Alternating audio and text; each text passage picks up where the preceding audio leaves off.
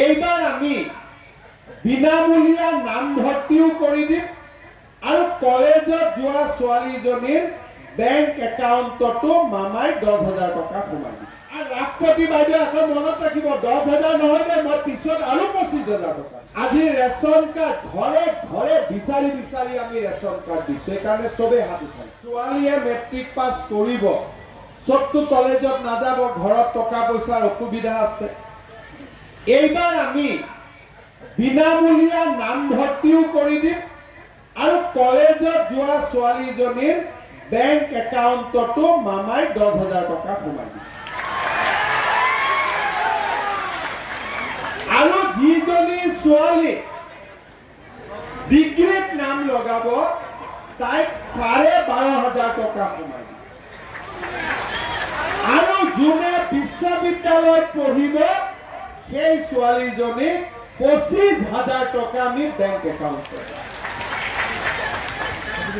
এইবাৰ আমি এই আঁচনিটোৰ নাম দিছো নিযুত মইনা। তাৰ মানে 1 নিযুত মানে 10 লাখ।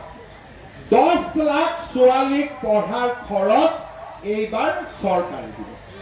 10 লাখ ছোৱালী পঢ়াৰ খৰচ চৰকাৰে দিব। আপোনালোকে চিন্তা কৰক, আগতে কিমান চৰকাৰ আহি গ'ল।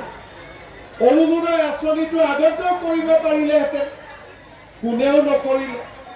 লাখপতি বাইদেউৰ কামটো আগতো হ'ব পাৰিলেহেঁতেন, কোনেও নকৰিলে।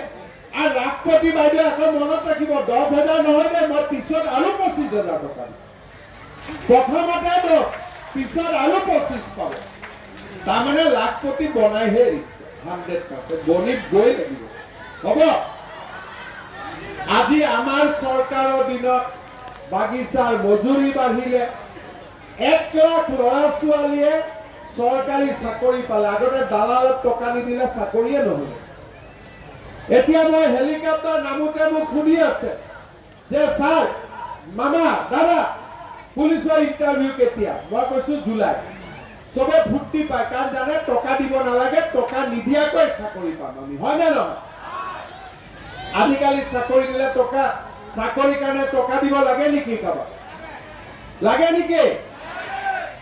প্ৰথমবাৰ চৰকাৰী চাকৰি আমি বিনামূলীয়া কৰিম, কোনো টকা পইচা দিব নালাগে। আজি ৰেচন কাৰ্ড ঘৰে ঘৰে বিচাৰি বিচাৰি আমি ৰেচন কাৰ্ড দিছো, সেইকাৰণে চবে হাত উঠাইছে। আজি এনেকে অৰুণোদয়ো হ'ব, এনেকে ইঞ্চুৰেঞ্চো পাম, আৰু এনেকে ছোৱালীয়ে পঢ়াৰ খৰচো পাব। লাখপতি বাইদেউৰ একাউণ্টতো পইচা জমা হ'ব। এইটো মোদীৰ গেৰেণ্টি, আৰু এই কথাটোকে মই আপোনালোকক ক'ব খুজিছো।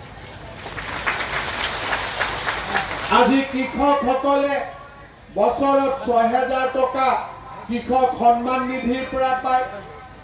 আগতে বেমাৰ হ'লে কিমান চিন্তা।